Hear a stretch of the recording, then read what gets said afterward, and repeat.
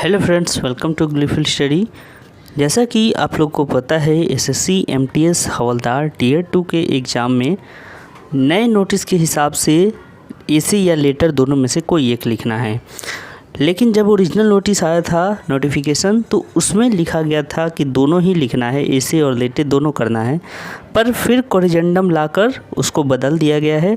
अब आप दोनों में से कोई एक लिख सकते हैं और उसके लिए आपको 50 नंबर मिलेंगे, जैसे कि पहले था। तो ये आरटीआई कॉपी है, इसमें हम लोग आज देखेंगे कि क्या लिखा गया है इस कॉपी में और कौन कौन से मिस्टेक्स हैं जिसके कारण थोड़े से मार्क्स कम मिले हैं। और यहाँ पे देखिए, आप 33 मार्क्स मिला है इस कॉपी में 50 में से। तो वैसा ही फॉर्मेट इस बार भी रहेगा। जो पहले 25-25 में बांटा गया था, अब उसको फिर से 50 कर दिया गया है और आधे घंटे का समय होगा। पूरा इंस्ट्रक्शन आपको मिल जाएगा। इस पर ऑलरेडी वीडियो बहुत सारे बने हुए हैं। आप पूरा प्लेलिस्ट देख लीजिए। अगर आपको एग्ज़ाम निकालना है और लेटर कैसे लिखा जाता है, इसके लिए दो प्लेलिस्ट बने हुए हैं। 2020 का एक अलग प्लेलिस्ट है, 2021 में जो है लेटर का अलग, इंग्लिश और हिंदी दोनों लेटर का अलग एक प्लेलिस्ट बना हुआ है चैनल पर, आप उसे ज़रूर देख लीजिए। और सारे इंस्ट्रक्शन आपको बताया गया है, बड़े ध्यान से पढ़ लीजिएगा। इसका सैम्पल पेपर भी आपको PDF के तौर पे अवेलेबल कराया गया है और आपको टेलीग्राम चैनल से मिल जाएगा PDF, तो उसको भी ध्यान से एक बार पढ़ लीजिएगा। ओके, चलिए अब आते हैं कि इस लेटर में। तो देखिए, इनका जो टॉपिक है, इन्होंने जिस टॉपिक पर लिखा है, यहाँ पर पहले इन्होंने क्वेश्चन दिया है अथवा का एक, यानी कि इन्होंने लेटर लिखा है। तो ज़्यादातर लोग समय बचाने के लिए और फॉर्मेट उनको याद रहता है, इसीलिए लेटर लिखते हैं, क्योंकि इसमें काफ़ी कम टाइम लगता है और अच्छा मार्क्स भी मिलता है। ओके, चलिए तो सबसे पहले हम लोग जान लेते हैं कि टॉपिक है क्या। टॉपिक देखिए, टॉपिक है चिकित्सा अवकाश के लिए आवेदन पत्र। विषय क्या है? चिकित्सा अवकाश के लिए आवेदन पत्र। अब इनकी कॉपी में हम लोग अगर शुरुआत से देखें, तो जैसा हम लोग को पता है कि यहाँ पर क्या होता है, सेंटर का एड्रेस होता है। तो इन्होंने लिखा है सेक्टर 13 RK पुरम, नई दिल्ली, और पिन कोड दिया है। अब एक चीज़ ध्यान रखिएगा कि जो आपको दिया है एड्रेस वही लिखिए, जैसा क्वेश्चन पेपर में दिया है वैसा लिखिए। नई दिल्ली इन्होंने क्या लिखा है, इस तरीके से लिखा है, लेकिन जब ओरिजिनल पेपर था या फिर कहे कि क्वेश्चन था, उसमें नई दिल्ली जो है कुछ इस तरीके से लिखा हुआ था। ठीक है, तो जैसा है वैसा ही लिखिए। ये रिस्क हो जाएगा, एक तरह से ये रिस्क है, इन्होंने लिख दिया, एग्जामिनर ने भी उतना ध्यान नहीं दिया, इग्नोर कर दिया, अच्छी बात है, लेकिन आपको वैसा नहीं करना है। उसके बाद देखिए, इन्होंने एक लाइन का स्पेस दिया है और उसके बाद फिर डेट लिखा है 8 मई 2022, क्योंकि इसी डेट पर एग्ज़ाम हुआ था। उसके बाद फिर एक लाइन का स्पेस है और फिर सेवा में प्रधानाचार्य महोदय, उच्चतर माध्यमिक विद्यालय, सेक्टर 12 RK पुरम, नई दिल्ली, और फिर पिन कोड। एक चीज़ इनकी तारीफ़ करनी पड़ेगी कि इनका राइटिंग काफ़ी बढ़िया है, बहुत ही बढ़िया, और ये एक्सेलेंट राइटिंग है। देखिए, आपको पूरा ये कॉपी अगर दिखा दूं तो काफ़ी अच्छा इन्होंने साफ़ सुथरा लिखा है, कहीं पर कुछ गड़बड़ नहीं है।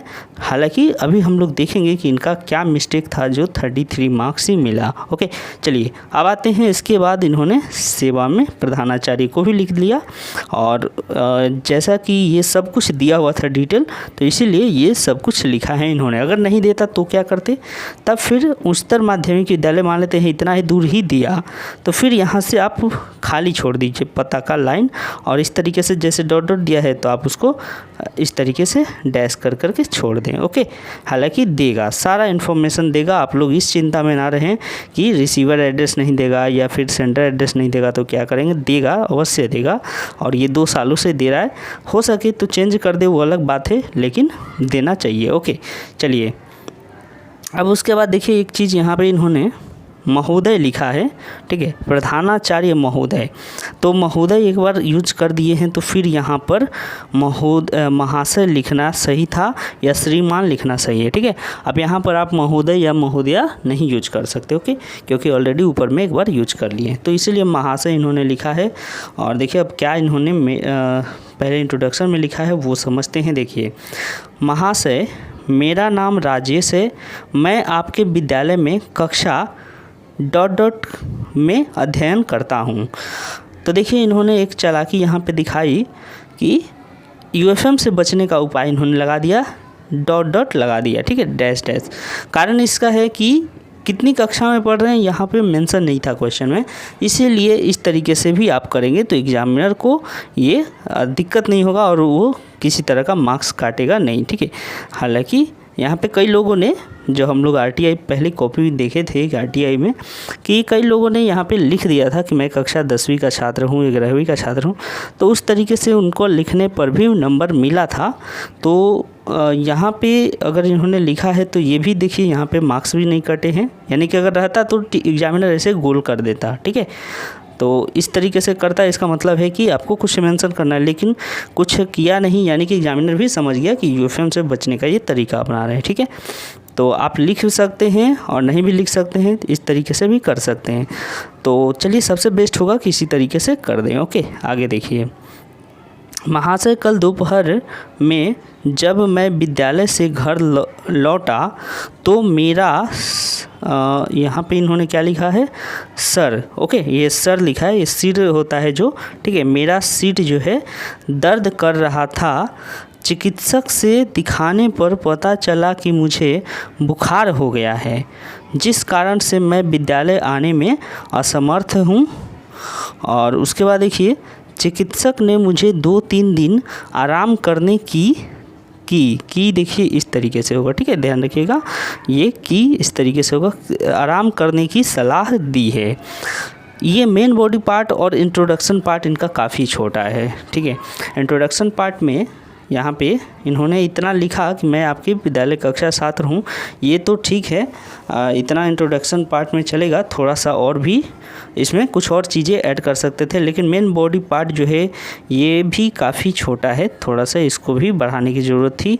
जैसे कि कुछ और स्पेसिफिक रीज़न बताते ना तो वो ज़्यादा बढ़िया होता। जैसे कि मैं स्कूल से आया लेकिन क्या कारण था, आखिर सिर दर्द हो गया, बुखार हो गया, तो आप लिख सकते थे कि जब मैं स्कूल से या विद्यालय से लौट रहा था तो अचानक बरसात होने लगी और बरसात में मैं कुछ देर तक भीग गया और भीगने के कारण मुझे सर्दी जुकाम जैसा हो गया। उसके बाद फिर मैं अगले दिन ही चिकित्सक से या डॉक्टर से परामर्श लिया तो उन्होंने मुझे इसकी शिकायत की, यानी कि मुझे बुखार हो गया है, मुझे 2-4 दिन आराम करनी चाहिए, इस तरह से उन्होंने सलाह दिया। तो ये सारे थोड़े से पॉइंट को बढ़ाने पड़ेंगे आपको, ठीक है। और थोड़ा सा इसीलिए आपको मार्क्स यहाँ पे कम मिले हैं क्योंकि आपने बहुत छोटे में इस लेटर को लिखा है। हालांकि ठीक है, शॉर्ट लेटर लिखा जाता है पर थोड़ा सा और आपको बढ़ाना चाहिए। अब देखिए आगे क्या इन्होंने लास्ट कंक्लूजन में क्या लिखा है। अतः श्रीमान से मेरी नम्र प्रार्थना है कि मुझे 2-3 दिन की चिकित्सा अवकाश देने की कृपा करेंगे। मैं आपको विश्वास दिलाता हूँ कि मैं स्वस्थ होते ही विद्यालय आना प्रारंभ कर दूंगा। उसके बाद फिर इन्होंने क्या लिखा है देखिए, प्रणाम सहित आपका आज्ञाकारी छात्र राजेश। तो कंक्लूजन पार्ट अच्छा लिखा है इन्होंने और इंट्रोडक्शन भी अच्छा था, सब कुछ अच्छा था, राइटिंग भी बढ़िया है और बाकी सारे फॉर्मेट भी ठीक ठाक इन्होंने फॉलो किए हैं। तो इनके मार्क्स जो कम आए हैं उसके पीछे जो है थोड़ा सा इंट्रोडक्शन पार्ट में कमी, मतलब कि ऐसे लेटर को काफ़ी शॉर्ट कर दिया इन्होंने, इसीलिए थोड़े से मार्क्स कटे हैं और कुछ नहीं है। मेन बॉडी पार्ट में थोड़ा सा और इफेक्टिव चीज़ें आपको लिखने की ज़रूरत है, बाकी आपका सब कुछ बढ़िया है। और 33 है, इस बार उम्मीद है कि थोड़ा सा इम्प्रूव करके लिखेंगे तो ये आपको 37 से 39 मार्क्स या 40 भी मिल सकता है इस तरह की राइटिंग पर। ओके, तो काफ़ी अच्छा साफ़ सुथरा एक कॉपी था और उम्मीद है दोस्तों कि आप लोग भी सीखेंगे, समझेंगे। एक दोस्त जो है कमेंट किए थे कि 25वां नंबर से हम लोग पेज पे लिखना शुरू करते हैं तो कितने तक लिख सकते हैं। लास्ट जो है 28 पेजेज होते हैं तो आप 26-27 तक जा सकते हैं, उसमें दिक्कत नहीं है। लास्ट तक आप लिख सकते हैं जब तक कि उसमें कोई इंस्ट्रक्शन ना हो, ठीक है। जैसे कि यहाँ पे देखिए एक इंस्ट्रक्शन पेज है, यहाँ पे लिख दिया है साफ साफ कि इस पृष्ठ पर ना लिखें। तो अगर इस तरह का इंस्ट्रक्शन आपको दे रहा है तो वहाँ पे ना लिखिए, लेकिन अगर नहीं दिया है तो आप उस पेज का भी यूज कर सकते हैं। ठीक है, तो इस तरीके से आप पूरे 4-5 पेज जो लास्ट के होते हैं उन पर आप लिख कर प्रैक्टिस यानी कि उस पर आप यूज़ कर सकते हैं। ओके, और कुछ लोग कह रहे थे कि रफ़ कर सकते हैं क्या? नहीं, आप रफ़ जो है नहीं करेंगे, वहाँ पे करेंगे ना तो एग्ज़ामिनर जो है उसको नेगेटिव वे में ले लेगा और फिर कुछ गड़बड़ हो जाएगी। तो करना होगा कि आप सोच के लिखिए। फॉर्मेट तो आपको याद है ही, घर में प्रैक्टिस ही कर रहे हैं, तो वहाँ पर किसी तरह का रफ़ पेज इस तरह से ना बनाकर कुछ नहीं करें। ठीक है, कि इधर हम बना के थोड़ा सा फॉर्मेट प्रैक्टिस कर ले रहे हैं या लिख ले रहे हैं फॉर्मेट, उसके बाद उतारेंगे, ऐसा वहाँ पे ना करें। उसको डाउट जाएगा, उसको लगेगा कि ये कहीं से छाप रहा है क्या इधर उतार के, तो इसलिए वो क्या कर लेगा, इसको निगेटिव वे में लेके उसमें कुछ मार्क्स काट लेगा या फिर 0 दे देगा। तो इसीलिए थोड़ी सी ये सावधानियाँ आप लोग बरतें।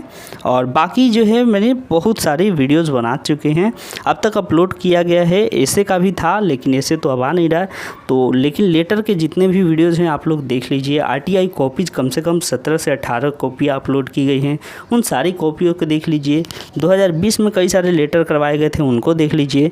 तो उसके बाहर उम्मीद है कि फिर आपको दिक्कत नहीं होगी और उससे बाहर कोई टॉपिक आएगा भी नहीं। ठीक है, तो चलिए कुछ और जानकारी आती है या अपडेट आती है तो ज़रूर आप तक पहुंचाएंगे। तब तक के लिए धन्यवाद।